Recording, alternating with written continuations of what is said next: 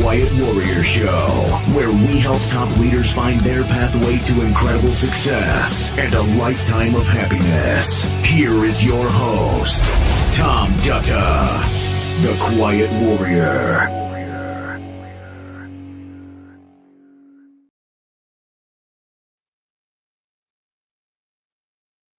All right, everybody, welcome to the show. This is Tom Dutta, like butter. Did you kind of catch that? There was a bit of a block and then there was a small me. That means we're live streaming. That's what happens when you're live. You get to peek in the studio today and watch us taping this interview. She's in the green room. Her name's Laura Munson. But I'm going to tell you a few things before we get going. Live streaming, what is it? It's the next generation. We're leveling up in broadcasting. We are on LinkedIn, Facebook, YouTube, X, formerly Twitter, and Rumble. And so if you're there and you can chat, put a comment, put a question to honor a guest story, that'll be part of the production. We might even talk back to you. This will be produced as a final cut. It'll be released international podcasts in 19 countries. We're on all the great ones. And a final premiere will be released on YouTube in the future. Once this is taped, it will stay on the feed so you can still watch all the bloopers and all the fun.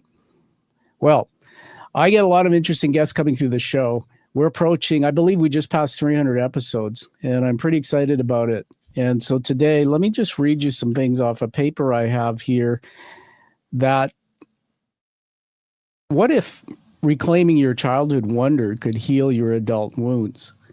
Why do so many of us silence our curiosity, and how can we reawaken it? What happens when a woman walks her divorce, doubt, and societal shame to emerge as a voice for empathy, creativity, and awe? What you might learn today is not just some of those things, but how do we rewrite our inner narrative and stop hiding our true voice?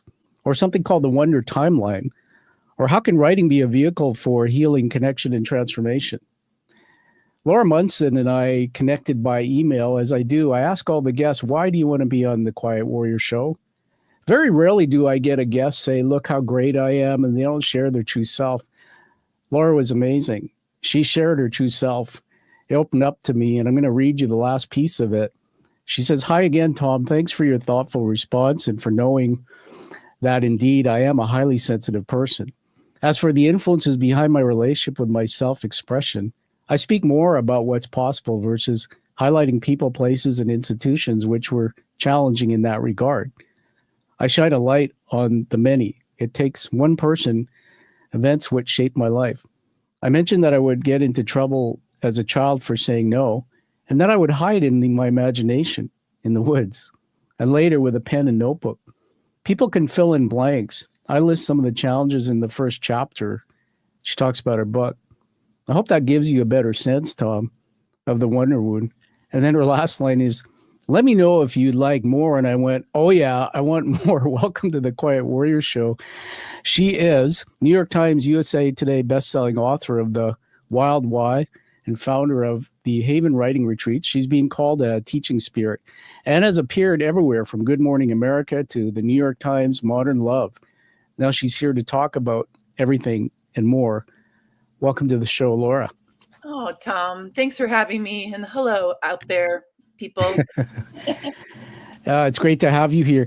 We had a pleasure of some time in the green room. So just for the sake, because we're international, not everybody knows where you're at. Tell us where you are from and where you're at now. Well, I'm originally from Chicago, and I live in Northwest Montana now, about 40 minutes south of the Canadian border. So we love our Canadian friends, and in a small town called Whitefish near Glacier National Park. And I've been here for 3 decades. I thought I'd last here for about 5 seconds, but it's been 30 years. And I've raised 2 kids here, and it's a beautiful place to live. Congratulations. You have staying power. And yes, we Americans and Canadians, we are great friends. By the way, whitefish, does that have a significance? Do we imagine little fishies that are white floating around somewhere? Yeah, it's a thing. It's a real thing. You can eat whitefish, and you can find them in the lake. So that's a question I've never been asked before. That's very cool.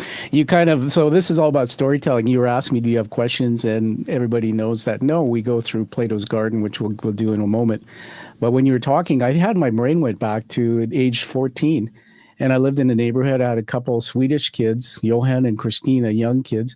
And I would put a car topper boat on my little Chevy Chevette, and we'd go trout fishing. My dad taught me that. My dad was in the Army. So thanks for taking me back there for fishing. Are you ready to go into Plato's Garden? Oh, yes, Tom. Very curious to know what we're going to find there, but I bet we'll find some wonder. You are? Oh, I love it. I love the language. So everybody, we're going to go into Plato's Garden now. So just stand by and watch this.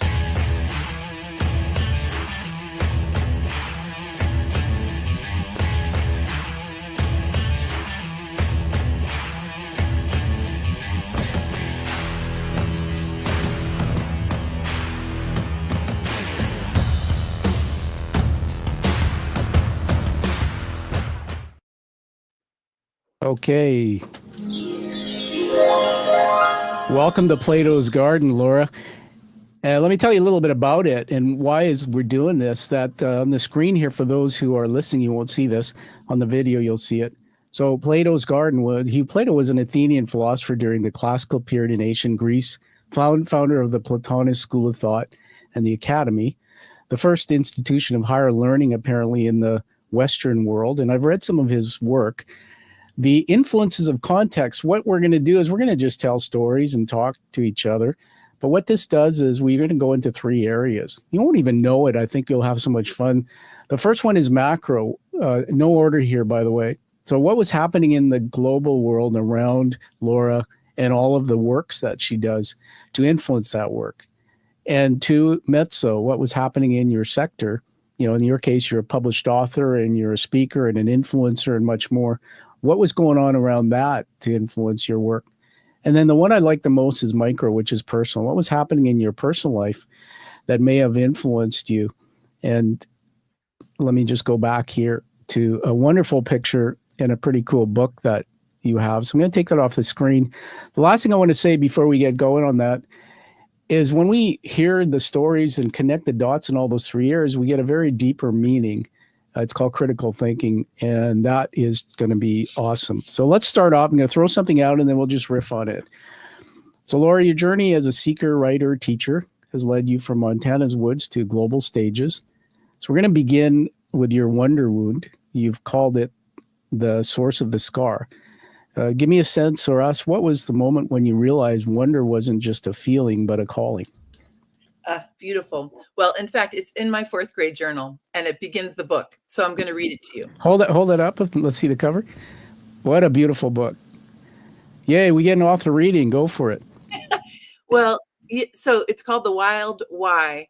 And then this title, you can see that, is Stories and Teachings to Uncover Your Wonder.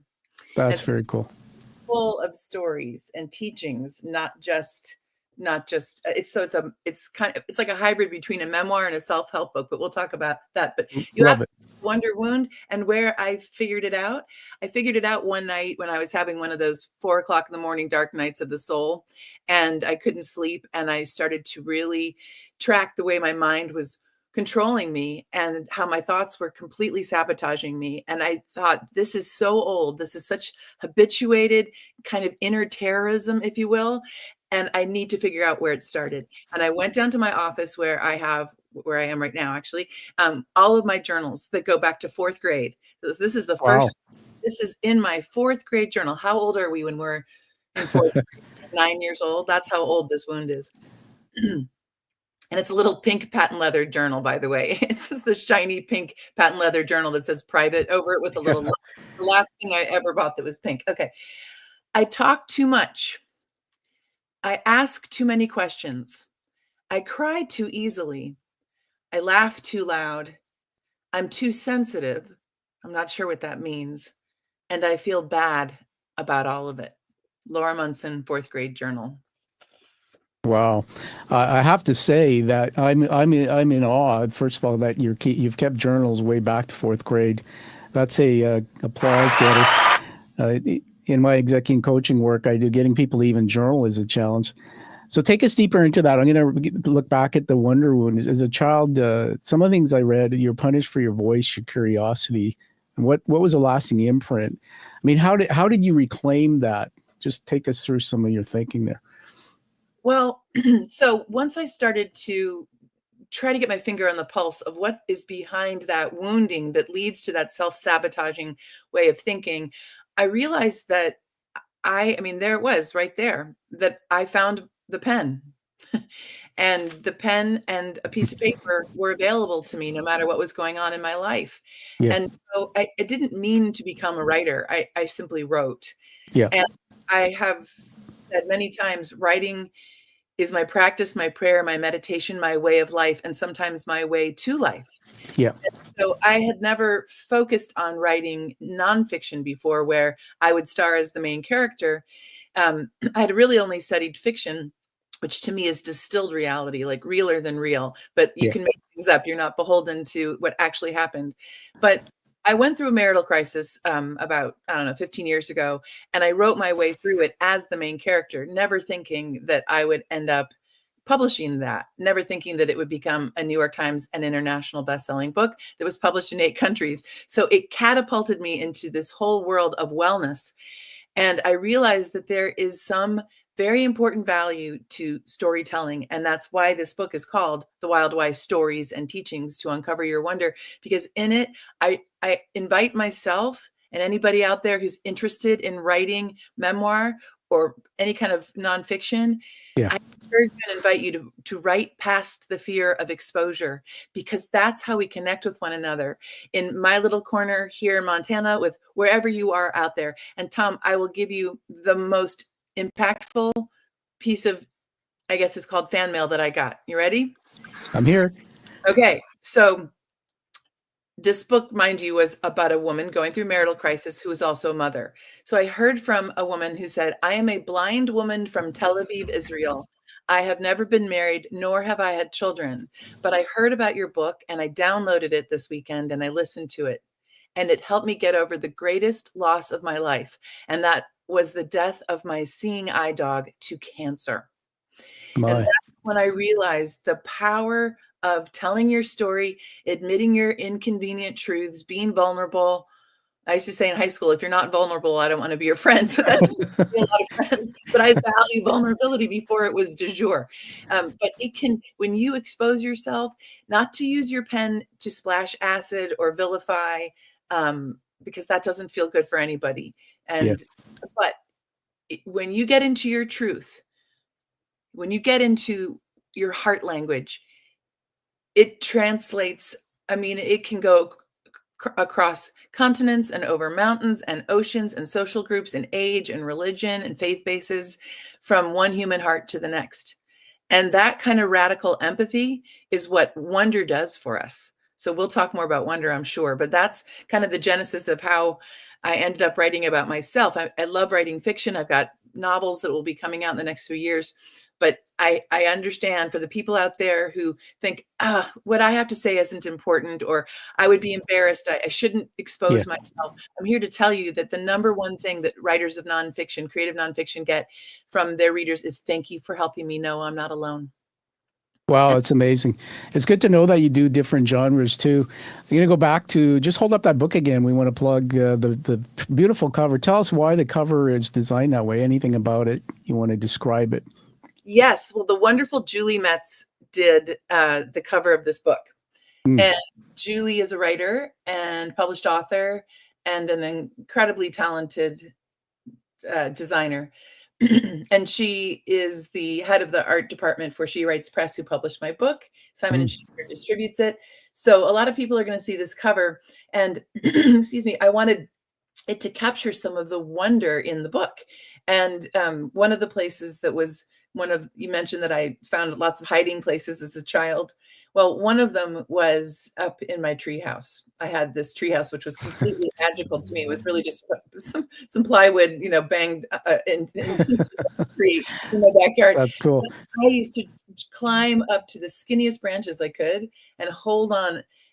And I love that feeling. It was total freedom. And so this is supposed to represent holding on to those skinny branches, because life feels like that sometimes, but usually when you climb up and hold on, especially in the wind, that's where a lot of the wonder happens. Well, we're going to applause for the person who designed the cover. It's interesting, right? Because what happens when I take things into my brain, it evokes thoughts. And when I look at it at a glance, because I had a concussion years ago, I told you about, my audience knows, I saw neural pathways. Those little branches appeared to be neurological pathways. And I'm a big fan of how when we change our cells, we transform, we actually form new pathways in the brain. So very cool. I really believe that, Tom. In fact, one of my clients who has done my Haven Writing Retreat in Montana teaches at Harvard Medical School, and he's a brain surgeon. And because I really believe we can reprogram our neural pathways. And he said scientifically that's true. And I've not studied any of the science behind it, but there is a gap between the things people say and do to us and our emotional reaction. Sure. Someone punches you in the eye, you're going to get a black eye, but you have choices. You do not have to be an emotional victim. Yeah. That's what my book, my memoir, This Is Not the Story You Think It Is. Yeah. That's what that was all about. And it got me out on these big stages. And that's where I realized the people, well, we'll talk about Wonder, but I kept hearing the same refusals over and over and over again that had me write this book. So it's all one web. Very cool. I'm going to put a different view on here. You see in the background there behind me, I'm pointing, there's like a replica of a brain. It's actually a replica of an actual size brain. I use it when I public speak, but I bought it because you can take it apart and start looking at inside it. And here's just the last thing on what you said was so brilliant, and that surgeon would be a great person to bring on. That I didn't know you had neuroplasticity from when you're born right till the day you die. You have that capability. So if we're doing this in 2018 in August, you and I couldn't talk properly. I couldn't walk a straight line. I couldn't see. I had brain fog, permanent challenges with my vision. And they took me into an advanced brain clinic for 22 weeks, and through just hacks, doing over and over again, repetitive, and then deep rest and sleep is where the brain actually does the healing, brought me back to almost 100%. And I didn't believe it till it started happening. So much for the book. Everybody, I recommend you read this book because what you're teaching us is to hack the brain and transform how we think. I want to just get back to the book here for a minute. I'm going to bring on a different camera. This is my studio cam. So I can't wait to get the physical book. You can tell us about that at the end. I wrote down here some notes, and I was to throw it out for context. We're not wonderless, we are wonder wounded. Laura defines wonder not as a distant childlike magic, but as a vital blank. I'll get you to expand on that. One of the things I wrote down here, chapter 7, the story of medicine. Healing happens when we tell our stories truthfully. So tell us, how does that all work? When we tell our stories, you said healing happens. Just put it in layman's terms. Well, I'll tell you a little story. How about that? Yeah, let's do it. So, okay, I was talking about those women's conferences that I was speaking at, and they would put me in on a stage in front of like 2,000 women at a time in the morning, and then I would do a book signing, and then the same thing in the afternoon for 3 days straight. So, like you, I'm a student of the human being, and so it was a fascinating field study because I've lived in the woods of Montana for a long time, and there were 3 things that I heard over and over and over again. And these aren't just from women. These were women's conferences, so they were in that case. But I hear them from everybody. 3 things. What would happen is people would say, you told your story. You wrote your way through difficult time. You were willing to share. Thank you. And they would say things like, I have a story too. And their eyes would brighten up, and their body language would be big. And then just as quickly, the light would drain out of their eyes, their body language would wilt, and they would say at least one, if not all 3 of these 3 things. I don't have a voice. I'm stuck in my life. And the one that broke my heart the most, I'm not creative. Wow. I don't have a voice. I'm stuck in my life, and I'm not creative. And I thought, of course you're creative. Everything that we think is an act of creation. Everything we do, every gesture, the glasses we've got on, the thoughts we think, everything we do is an act of creation. It's just so unfortunate that as children, we are often slotted by you're creative, which means like you're artsy, you're a brain, you're smarty pants, you're going to graduate summa cum laude, you're a jock, and so that's such a disservice because everything that we are, maybe one person is more academic and one person is more athletic, but everything is an act of creation. And so I was walking around Well, and I don't have a voice. You're using it to say you don't have a voice. And I'm stuck. I think that's something we've heard from people who are standing on stages. And Yeah. it's just a myth we buy into. So I thought I need to get off these stages, bring people to Montana to come into the healing of the woods and really connect with what's behind their creativity. And to me, I was walking around the woods one day thinking, how can I deconstruct the word creativity? Because it scares people. And I sat down on a stump, which I tend to do because I live on some acreage in Montana. And I'm glad you explained why. I realize that not everybody has stumps in their backyard. That's right. And so I know that is kind of a weird thing. So I am now looking at the woods. Okay. And I thought, what's behind creativity? And then I thought, well, I looked around. I think wonder is behind creativity, but that's a big word too. What's behind wonder? Mhm. So I thought, I think it's curiosity and awe. And our society is very good at curiosity. What makes a rainbow? There's a rainbow. What makes a rainbow, Google? But what about the awe piece? What about beholding the rainbow? Because if we're so curious that we're looking at our screens, well, now we're not looking at the rainbow. So this book is a call to action to really step into your awe, and that means to stop, pay attention, activate your connection and imagination. And that in so doing brings you into your wonder. And once we get into our wonder, now we can start living with our sensitivity and not resisting it or hiding from it. Now we can start living in our wonder, our empathy about people who are very different from we are and what makes them tick. I think our civilization depends on it, frankly. I don't think that wonder is a silly, frilly idea. I think it's vital and needed, especially right now. Sure. It certainly there was something called Wonder Bread when I grew up. There's commercials about wonder. The word wonder's been in my head forever. I want to riff back with you because you're telling some great stories here. Everybody, this is Plato's Garden. That's all we're doing is she says something, I say something. You know, I wrote this actually the other day, Laura, as part of my thesis work. And your interview is so important to me because it informs my thinking that it's not what happens between two people, but it's what happens in between the spaces. So what I have in my brain I wasn't born with. It came in through someone else. But then when you talk, it makes me think about things, and that combination of knowledge in between the space of us is actually what becomes part of my new being and can transform how I think. I know that's kind of a deep thinking from my part, but man, your stories are inspiring. Here's a couple of things that just came into my head when you were talking, by the way. Your glasses, you said glasses. So my daughter sent me a picture. She's 28, just got married. She's the other side of the country. I miss her. I haven't seen her more than once a year, but she just got new glasses, sent us a picture. They're exactly like that. Oh, yeah. And then, and they're beautiful. But yesterday I was in a clinic to get vision therapy. I go take my eyes to the gym once a week still. And there was a picture of a pig on the wall, a cute pig. And he or she had glasses on just like the ones my daughter and you have. And it was so adorable. I took a photo on my cell phone. The last thing that you made me think of was, I hate this label thing. You really opened me up, and maybe for the audience, this is a teaching moment from Laura, but I have a friend who was a colleague, and I was in his company as a general manager. He hired me to help grow it. I'll be quick on this. I call him the Axe Man, and he liked to fire people, and he was quite toxic, but he liked me. And he was in his 60s. And one day we're sitting down and it just came out because I said, why are you such a jerk? Sometimes we're sitting in a room and everybody's nice and he smiled a lot. He's very charismatic. And then you bat somebody over the head with an insult or something.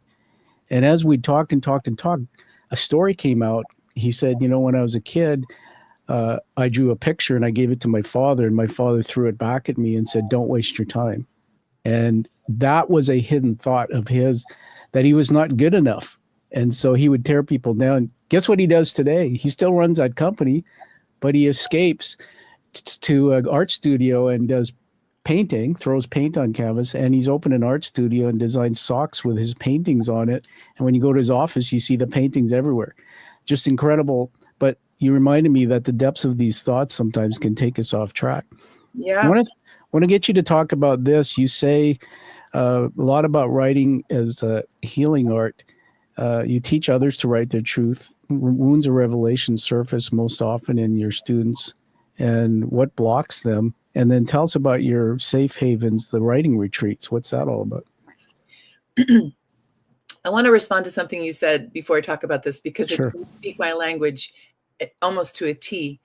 And I've got this. So this book, The Wild Why, is not for writers. I want to make sure everybody understands that. This is not a book for writers. It is about getting your finger on the pulse of what's behind what you have to say, what you need to say, what you want to say, but Yeah. like aren't saying. And so we talk a lot about in the book about how to really say what you need to say, how to find the safe environments and the safe people, to express yourself with, but to really tune into what makes things safe and what makes things maybe not safe for self-expression. But I have a book about writing coming out next year. And in that book, I say it's not ultimately about the words.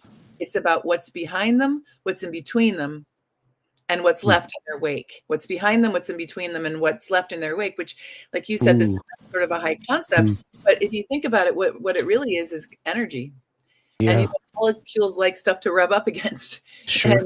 And so, I'm a wordsmith, I guess. I call us a word wanderers, people who our words, whether verbally or on the page, or wandering. But it's really about a lot about what I think behind wonder, which is intuition, tapping into that kind of primal, deep knowing that children have.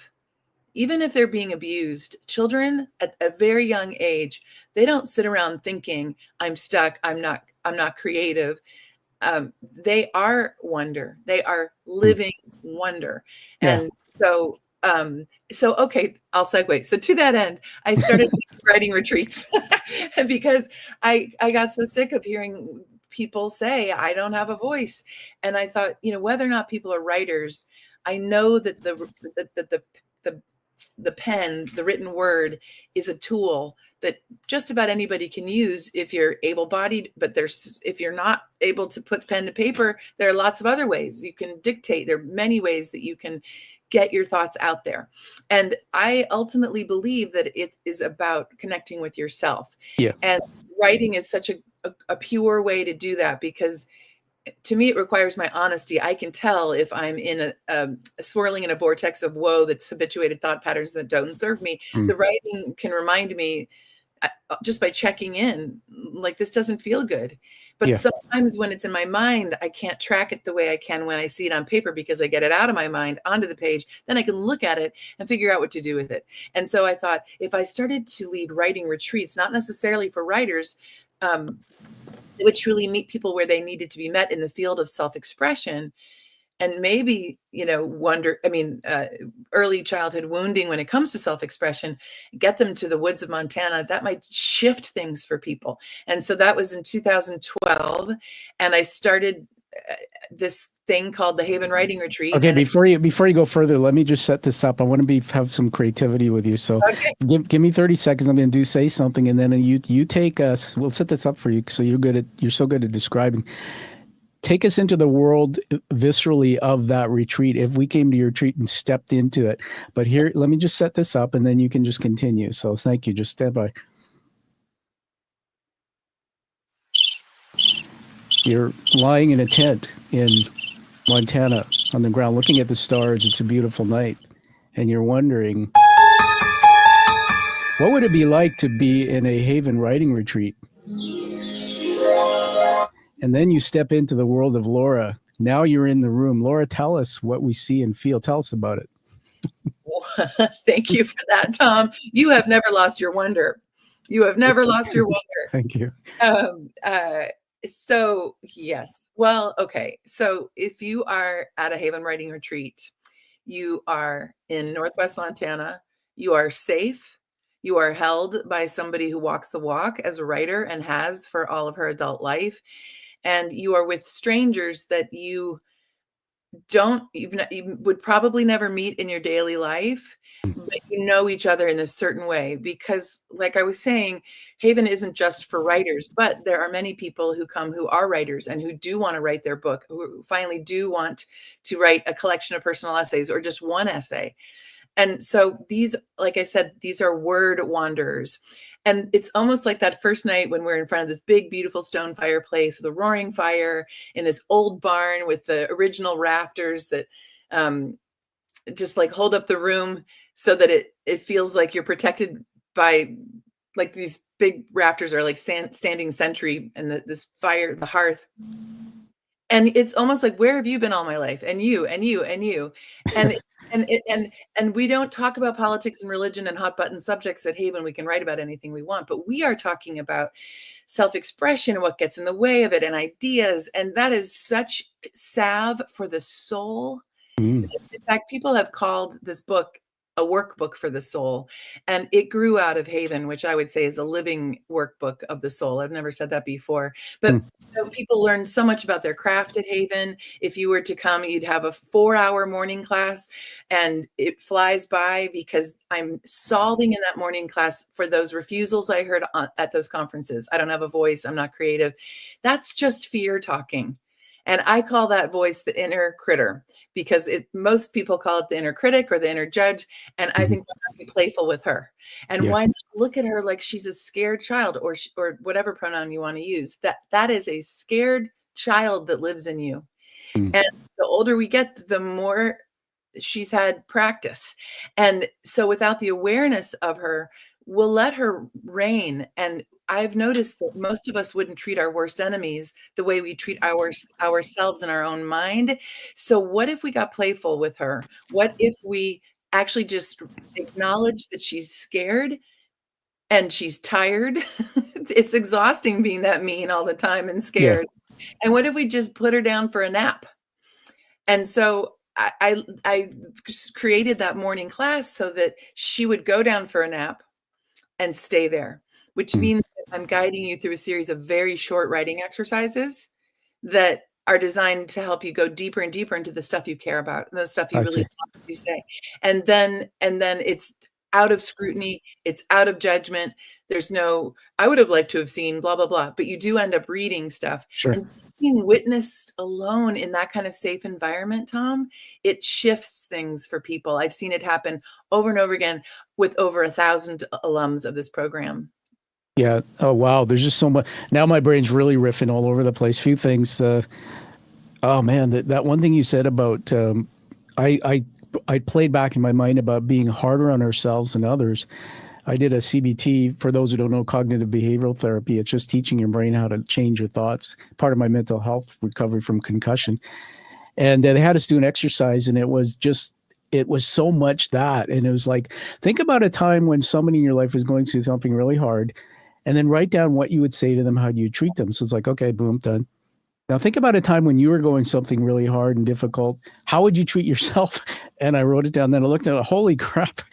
Am I ever hard on myself? I'm nicer to other people. I'm more empathic and love others more than myself. That is a teaching moment. I also wrote down here something you said before, living workbook for the soul. I just love that. We're building a dictionary here from Laura. Laura, going back to the retreats, just very quickly, if I'm in a room and I'm ready to write, do you get me into a certain state? Is there something that you do with us? Is it breathing? Is it meditation? Or you get us into, how do I come into that state? Because one of the challenges I have is my brain wanders. I listen to brown noise. I have audio that calms my mind. But what do you do in the retreats to get us there? I'm so glad you asked that question. I've worked with lots of people that have had traumatic brain injuries or of many sorts, and they worry about how that morning class specifically is going to be for them. Yep. And I just find that the way that we approach that morning class solves for a lot of it, because the very first thing I say on the first morning of that first morning class is, I invite you to take a free fall into this free zone that is the morning class at Haven. There's a different kind of class in the evening that's a workshop where you read stuff and where you do get feedback. But this is this free zone, and I invite you to take a free fall into it, and I'm holding the net. And in over 1,000 people, I've never once dropped it. So here's a chance to get outside of society's constructs of, or I should say, like the measuring sticks of that society has us use, or demands that we use when it comes to good and bad and right and wrong and grade at the end, GPA, and the mother of them all, perfection. And I'm not talking ethically about good and bad, but I invite people in that morning class to step outside of having to be good.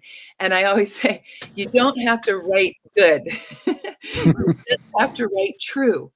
It's about getting into your truth.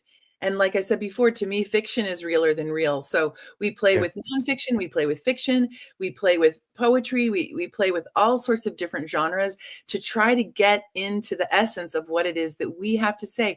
Nobody has your voice in this whole world. It is actually not possible. Yeah. And so don't worry about not having a voice. You have a voice. It's just about learning how to let it out.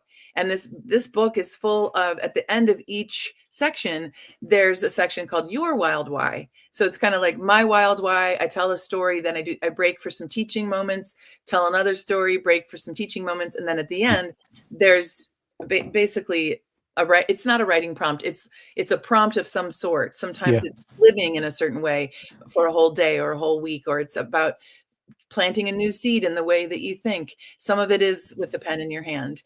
And so that's the workbook piece of it. That's very cool. I just love this picture juxtaposed with the book there. There it is, The Wild Why, everyone. If you're watching this, you got to check that out. Being released on April the 8th, 2025.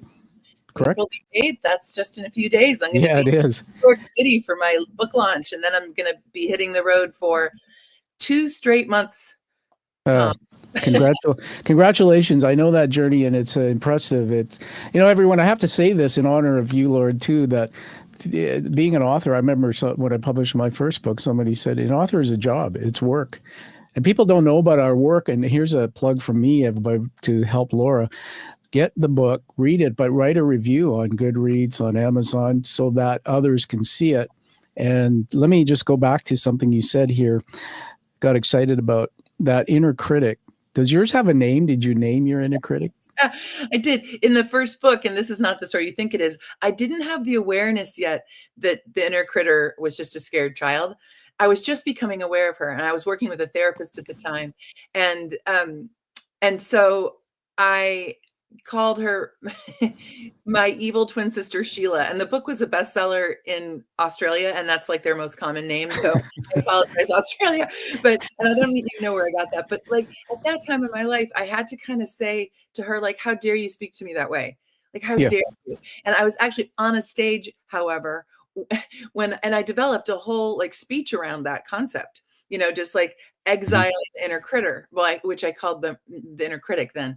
And I was on a stage giving this presentation, and in the middle of it, I thought, I'm never going to get rid of her.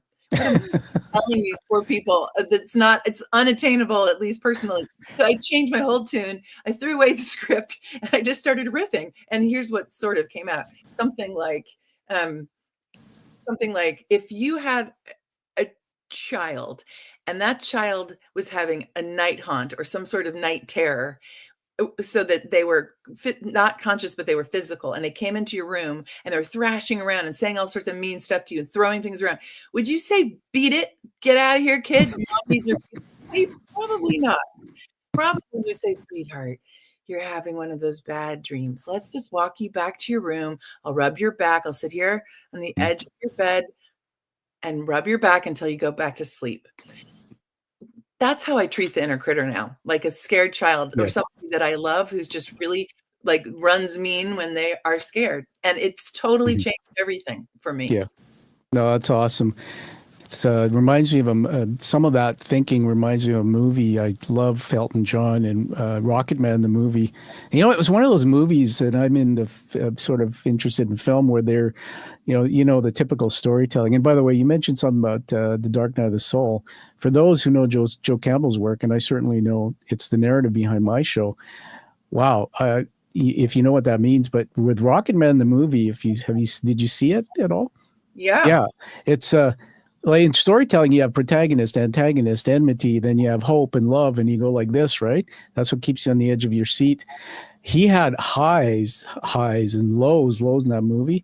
It's one of the movies that I watched, and I was on the edge of my seat through the whole thing. But there's one moment at the end, which you remind me of, where he meets his younger self. They actually depicted it. This little boy goes over and starts talking to it. I think he hugged it or something. It's very cool. I want to do something fun with you. So in 30 seconds or less, to give us your definition of wonder wound. Doesn't have to be perfect.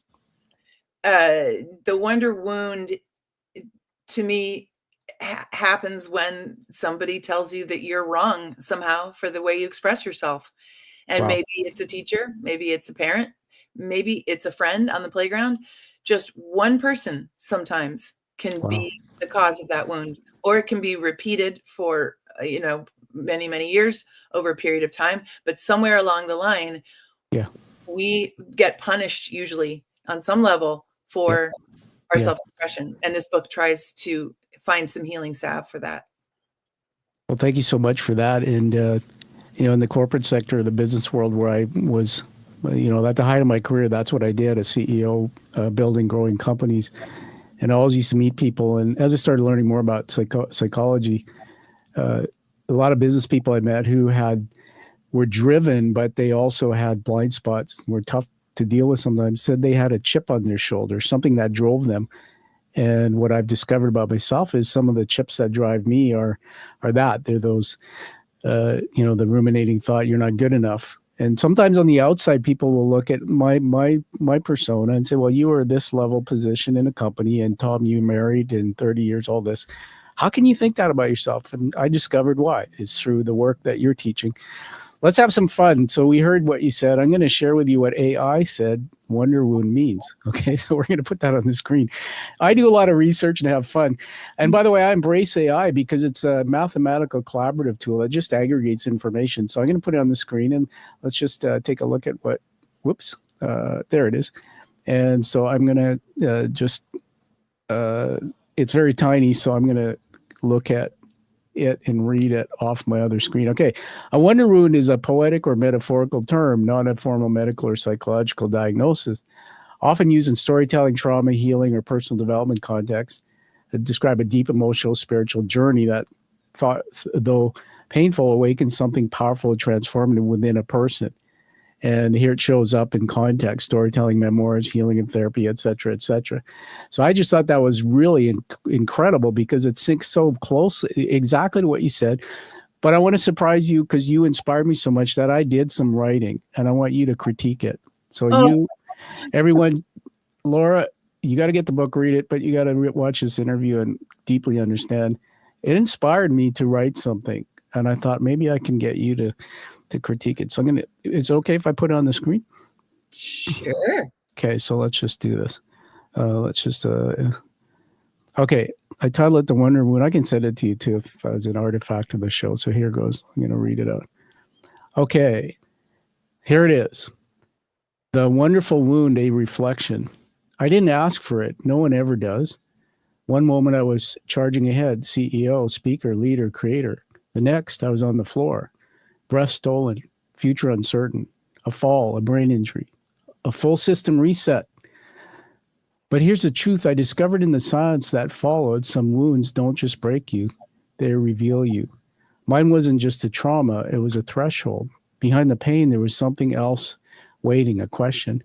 Who are you now that the mask is off? That was my wonder wound, not because it felt magical. God, no, it was brutal. But because it cracked me open to something deeper. It forced me to remember the man I was meant to become. Now when I sit behind the mic, when I write, when I coach, I don't lead from the titles I once wore. I lead from the scar.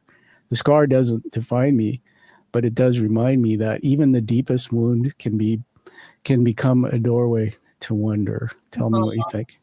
Beautiful, Tom. Really? That's such an honor. Well, put it back because yeah, sure. So I need to read it to. Oh yeah. Okay. Take There notes. it is. So, okay. So what you have done here, and I'm not going to critique it as if you're trying to get this published, because that's really, I mean, I do that one-on-one with clients. Sure. If that's what they want, we'll workshop their work. Mm-hmm. But for this situation here, I just want to hold up a mirror to what I think you did here. All right. So, and we'll just take a few minutes to do this. I won't go into like a full Please. dissertation. But you see the trajectory here, that it lands in a place. It begins in a place and then it lands in a place. So it has movement. And you use something that I call negative space. It's used usually in the more visual arts world. I didn't ask for it. So that which you didn't ask for is often stronger than that which you did ask for. And so you create this negative space, and it's like quantum physics, like, there's mostly negative space. And so now suddenly we're curious and we don't know what this elusive it is. And then you bring it from microscopic, my story. I'm going to write my story. I'm going to write past the fear of exposure, to the breadth of no one ever does. So now you're making it more personal to us, the potential reader. Oh, I wonder what now I want to know what this no one ever does and this it is all about. And then you give us teeny little scene snippets. So make it very microscopic, which does this. It activates our imagination. One moment I was charging ahead, and then you give us some concrete details. CEO, speaker, leader, creator. The next I was on the floor, breath stolen, future uncertain. You just absolutely in one line made us think about something. Here's a guy, this I character, who's on the floor, can't breathe, no idea what's going to happen. And then we get then we wonder what happened. And then we get 2 words, a fall. Okay, got it. Then we wonder what happened because of the fall. You give it to us. 3 words, a brain injury. 4 words, a full system reset. Do you hear the stakes in that? But do you also hear the hope? Because the stakes are that you won't reset your full system. But the hope is that you're committed to trying. That's 4 lines. And then I won't spend as much time on the rest of it. But do you see how you go from here's the truth I discovered in the silence that followed, and now you get into more of a philosophical layer. Yeah. And then you use the pronoun you. Some wounds don't just break you, they reveal you. And the use of you is interesting. I notice that when I'm writing and I go into you, but I really mean the proverbial you, which really means me.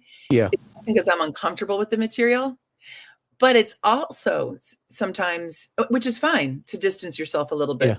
I'm not saying that that's what you did here, but just it's something to think about. When I naturally go into you, I think, ooh, am I guarding myself? And that's okay. Yeah. Maybe I need to right now. Yeah. Could I invite myself to use me? Well, maybe not quite yet. That's okay.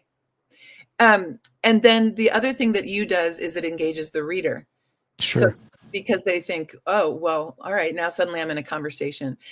So then you build upon this idea and about this wonder wound and how it felt to you. But because it cracked me open to something deeper, now suddenly we're deepening the stakes. There's an opening here. So it shows a lot about our character, in this case, Mr. Tom Dutta, like Buddha, like you said earlier. In Italian, I say Dutta. But all right, so but Tom, it reveals something about this character, that he's the kind. And if I was teaching class, I'd say, what does this reveal about our author? And some people would raise their hand and say that he is going to take the challenges of his life and use them, put them to use to be a more whole person. So he had to break a little before becoming whole in a new way. And then he lands in kind of a call to action, sort of like a proclamation, like a manifesto. That scar doesn't define me, but it does remind me that even the deeper wound can become a doorway to wonder. And see how he lands it, like a gymnast sticks it at the end in the floor exercises. He sticks it, he lands it with wonder, which loops back to his title. It's beautiful. It's a beautiful piece. Thank you. There, Tom. Thank you. Sharing with us. Well, so I'm so honored. I just got to do a little mini writing retreat with Laura, and I stuck it, everybody. And so what just happened, first of all, you're very talented with what you do. And I can just imagine being in a writing retreat, having the courage through coaching to do that in a group of people, which is very hard for me. And then I need to be challenged by others. And so I would have love to have shared that back and had others talk to me about it. And that just brings us back full circle to what I was saying about my discoveries through my own research here, is that what happens is in between that space. You read it, but see what happened, everyone? That's why Laura's work is so impactful. Without Laura, she read it back to me and gave her interpretation and thoughts. And as she was talking, every word went in my head and it made me think and reflect. That's new knowledge. And so from that, I wrote something down on my paper about the word you, engage the reader, you, and that whole thought process is now in me, and that may embody me and have me transform the way I might write or think about that. So thank you very much for that. Wow. So you get the picture, Plato's Garden. We've gone through micro, macro, mezzo, connecting the dots and learning the deeper part of Laura. The last one, just one question around this, and then we'll move to a couple of surprises to wrap this up with you. I'm going to go into macro, which is the global view. So what was happening around you as you your work? These are just going to throw one out. I call it wonder in crisis culture. So Laura, in a world addicted to outrage, speed, why is wonder not just nice but necessary? Yeah, I'm so glad when you took me into Plato's Garden at the beginning, I wrote a quick little note next to macro, which was, I wrote down hustle culture, but I like that you called it crisis culture. I may use that instead but maybe hustle culture leads to crisis culture. Let's call it that. But I mean, I honestly think that I have lived here for so long that I live in a very different way than a lot of people do in this world. And I have never lived in a city when cell phones were a thing, nor the internet. And I've lived in plenty of cities. I lived in New York City and Boston and Chicago and London and Italy and Seattle and blah, blah, blah, but pre-internet. And so one of the things that I think has happened to our curiosity and our wonder therein is that we are in this do culture. At least in the United States, I can speak for the United States because I live here, but we have many Canadian alums of Haven. So I've worked, and people from all over the world, but I think we can all say that, people will go to their screen very quickly when they're curious about something. And I was making that point before as well. But it's this kind of do, get the answer. And then what? Now you have information. Well, then do you then stop with that information and linger in it, in awe of it? Or do you then just have a new question? Does that question beget another question? And then suddenly you're like down a rabbit hole on the internet buying boots, when you just wanted to know what made a rainbow. And so I really like this book makes a strong case for stopping, slowing down. Yes. The rainbow. Now, not everybody, people say, listen, I got a busy life. I'm a single parent. I got three jobs. I've got, whatever makes us busy. But I do question myself, at least. If I can't stop for a rainbow, or if I was 3 minutes late to something because I stopped and watched this amazing phenomena in the sky, if I was fired from my job because I was 3 minutes late, I mean, I believe in being on time because it's respectful, but it would at least be, if people judged me for taking 3 minutes to watch a rainbow, then I need to consider who I'm hanging out with. And like around here, I remember when I first moved here, I was in my 20s. Now I'm 58. I think I was like 26. And I was all about like getting to the top of the mountain as fast as possible. And, we have all these beautiful mountains here. And it's like, okay, I bagged that peak. People say that. I bagged that peak and, check. And I was sort of that way. And so I remember one time I was hiking, it was up near Iceberg Lake and Glacier, East Glacier. Sounds beautiful. Yeah, well, part of Glacier is Waterton, which is in Canada. And there were these two women, and they were probably in their, I don't know, I'd say early 80s, and they were sitting on a not stumps, but on a bench with their walking sticks. And I sat down because I don't know, I know why, because I was way ahead of the people that I was hiking with, and I thought I'd be polite. And we started chatting, and I said, "Oh, so have you done this hike before?" And they looked at each other, and they said, "Oh, we've been doing it all of our lives, and every time we do it slower." Oh, I love that. That was so good. I'll never forget that. And so I think about that now. Like, if you're a T-shirt. Yeah. Well, it's like, hey, Tom, you want to go hiking with me? If your answer is yes, it's going to be a slow walk in the woods. We're going to stop for ladybugs and mushrooms and ferns and flora and maybe a grizzly bear. Again, I'm visual, so I'm going on a journey visually. I'm thinking about the iceberg, but you know that iceberg is used a lot in personal development. People use it, the tip of the iceberg, what's below it.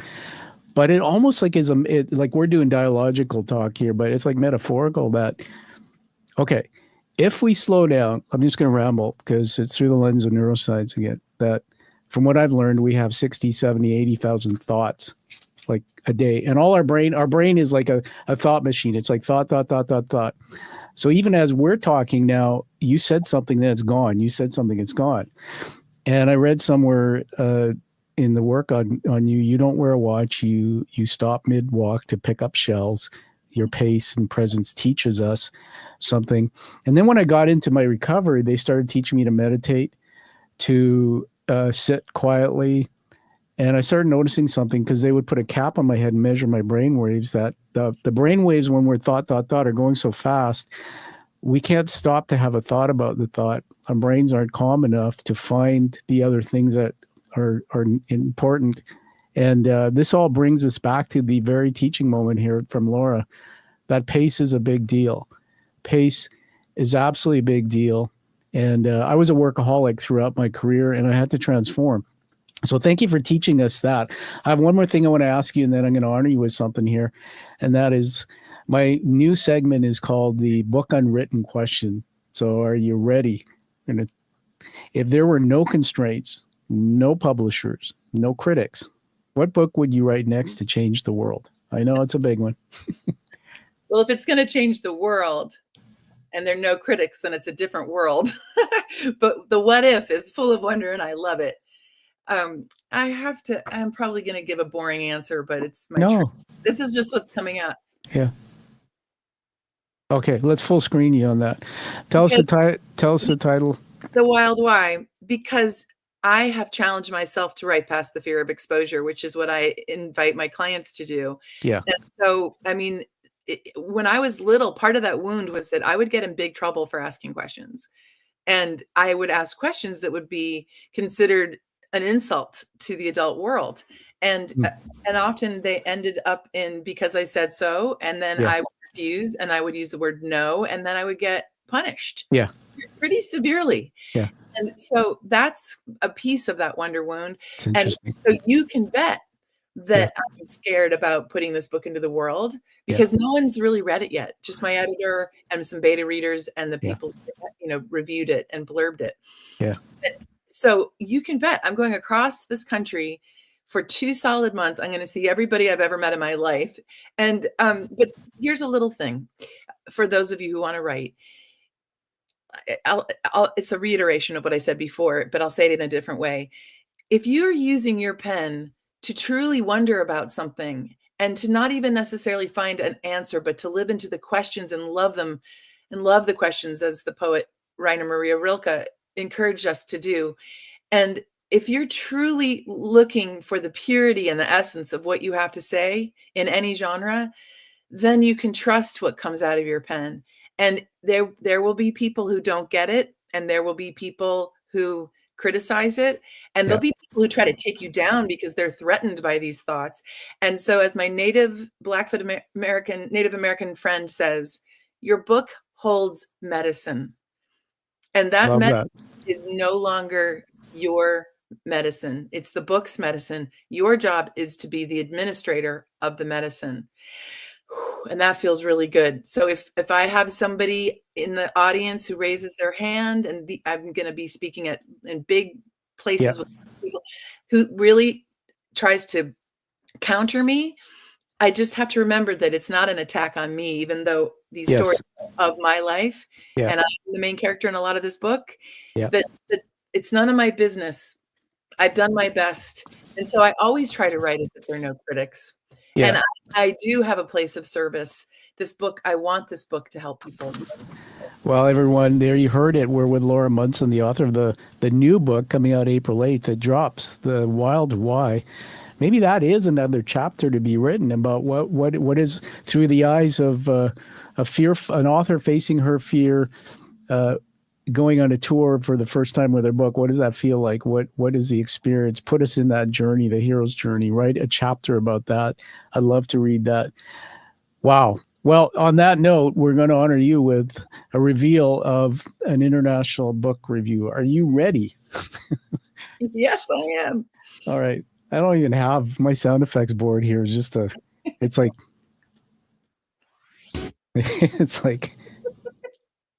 I don't even know.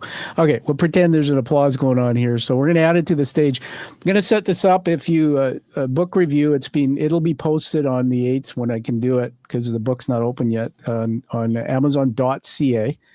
And Amazon, if you don't mind, Laura, for instructional for your audience, my audience, it aggregates across all the platforms. So they have URLs in each country for shipping in its currency.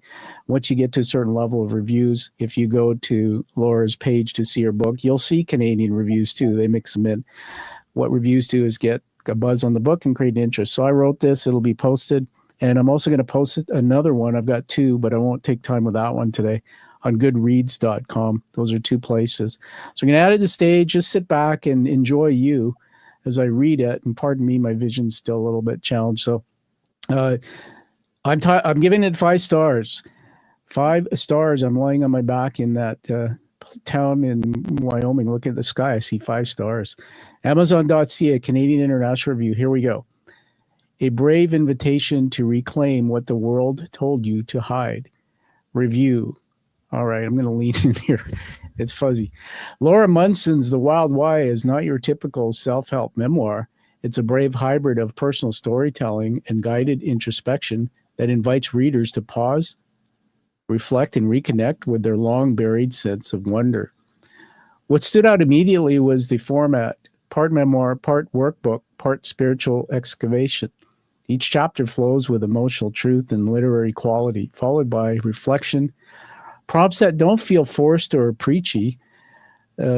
Instead, they serve as gentle yet provocative entry points into the reader's own wonder wound, a concept I found both fresh and deeply relatable. Munson doesn't present herself as a guru, and that's what makes this book impactful for me. She shares her lived experience of being silenced, shamed, and eventually awakened with honesty and humility. Her voice is compassionate but firm, and the book's structure allows readers to move at their own pace, making it as much as an inner retreat as it is a read. This isn't just for writers or creatives. It's for anyone who's ever asked, is this all there is? And is brave enough to hear the answer. It particularly resonates for leaders, teachers, and caregivers who've spent years in service to others while losing touch with their own deeper voice. My call to action, if you've been feeling disconnected, driven by duty instead of desire, or simply in need of soul-level clarity, the book is worth your time. Read it, reflect with it, and pass it on. Congratulations. Oh, wow.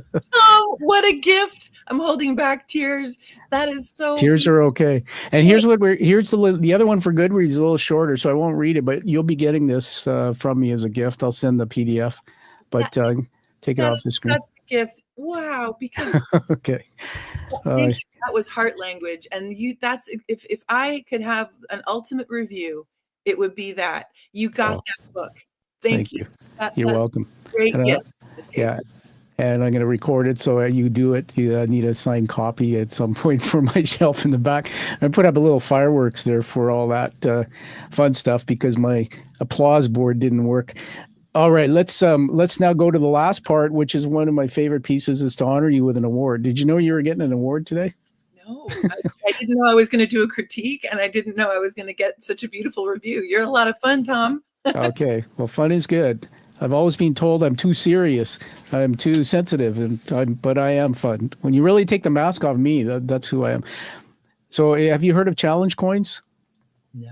Okay, next time I ask you that, you go, oh yeah, Tom told me. Yeah, I will. Okay, it comes in a sleeve and a little package. These are handcrafted and made in the United States. Sorry, Canada. But the history of the coin, challenge coins surfaced during the World War I era, Laura. The practice of carrying a coin designed specifically for a unit was popular with the Army Special Forces. Carrying the coin at all times and presenting it when challenged to prove affiliation with that unit resulted in a number of consequences for those who could not produce a coin. The most popular required the coinless soldier to buy a round of drinks. That practice continues to be popular today. Now, my dad was a commanding officer in the British and then Canadian forces. He eventually was in AA, Alcoholics Anonymous, for 22 years. They had their own version of coins, and these coins are by everywhere. People have these types. So I had this made when I started the show. It is hand painted and crafted. The front of it is the image of the show. They're fairly hefty. The back is the hero's journey narrative fully etched, and I'm biased. I love that back. So congratulations and welcome to the Quiet Warrior community. It's the 1% of the world that come to my show. I vet hard, as you know, but people who have taken something painful, difficult, challenging, good, and turned it into impactness in the world. So Congratulations. Oh, thank you, Tom. That's beautiful.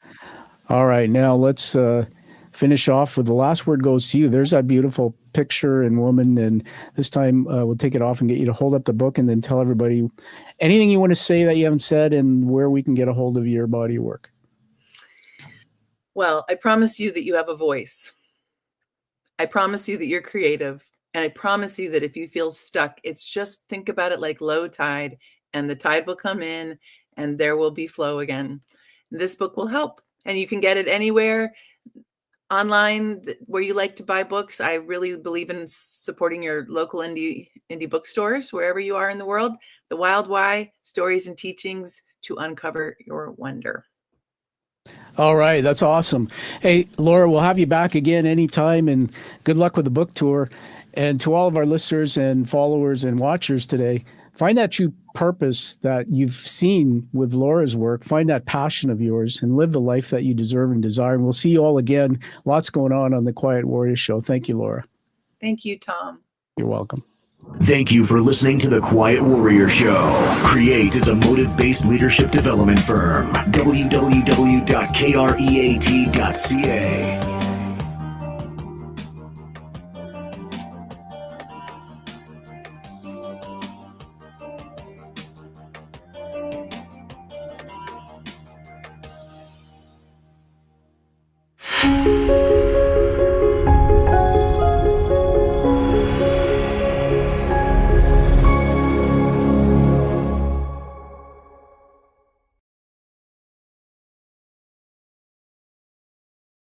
Okay, we're just going to take it offline, so we're still live. Just stand by here.